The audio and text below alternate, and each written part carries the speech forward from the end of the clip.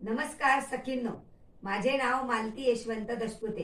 माझे माहेर आहे चाळीसगाव, सासर आहे पिंपळनेर.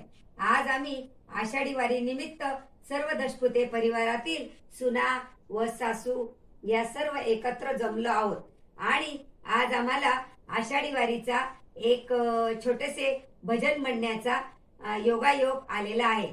तर आमच्या भजनाचे बोल आहेत, दिंडी चालवली ज्ञानोबाची वारी बाई पंढरीची, दिंडी चालवली ज्ञानोबाची वारी बाई पंढरीची.